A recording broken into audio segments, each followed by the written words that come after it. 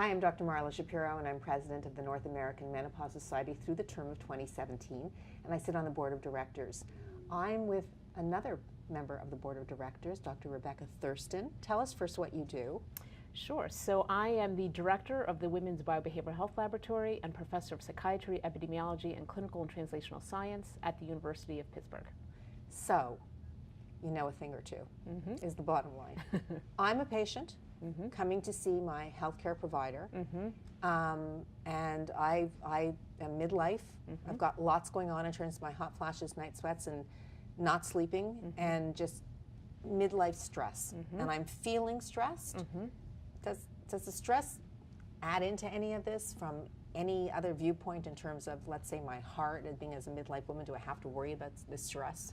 Well, we don't want you to worry about the stress because then it's stressing about the stress. But certainly this constellation of symptoms, whether it's vasomotor symptoms, sleep problems, mood, anxiety, stress, all of these things matter when it comes to women's cardiovascular health. And sometimes they can sort of compound off of each other. So can you actually measure stress? Because I can, my doctor will tell me my blood pressure, and my doctor can measure lots of other things, or my healthcare provider, my nurse practitioner, whoever I'm seeing, will measure these things and tell me things. But can my primary care provider actually measure my stress? Absolutely.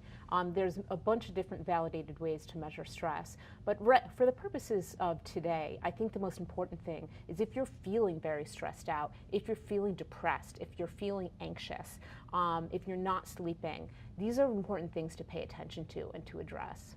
So can they do anything to my heart, anything to other parts of my body other than the fact that I have the stress? Absolutely. Unfortunately, it can. So chronic stress and acute stress both are associated with a range of different biological processes that have implications for cardiovascular health. So for example, how much inflammation you have in your body, how your nervous system is operating, all of these things matter for your heart. And what can happen to my heart if the stress is just ongoing? Whether it's financial stress or whatever the stress is, I just can't park the stress or make the stress go away. Each woman is going to have their own particular response. It's kind of like where's the weak link in her biological chain that matters. But one of the things we see, for example, is that the lining of the vessels do not respond as effectively. It's something called endothelial dysfunction. We're seeing that with people who've had a lot of stressors in their life, a lot of trauma in their life, their vessels do not function as efficiently as those who have less.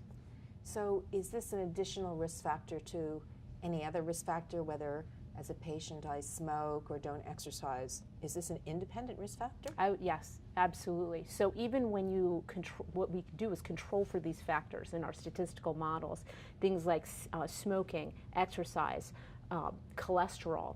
Stress and major traumatic events matter for cardiovascular health above and beyond what we consider the standard cardiovascular disease risk factors. So what's the message from our healthcare providers to patients that are stressed in terms of management? There's a number of things that women can do. If you have depression, if you have anxiety, if you have post-traumatic stress disorder, these things need to be treated. Don't ignore them. They don't tend to go away on their own, and they can be recurrent and chronic over life. And that is that's what matters most when it comes to cardiovascular health. Get treated. If you're not sleeping, there are very good validated treatments for sleep problems. Oftentimes people who are stressed are not sleeping, and that compounds the impact on the cardiovascular system. Bottom line is that if we're having stress, we should be speaking to our healthcare providers about management. Absolutely. And there are other resources.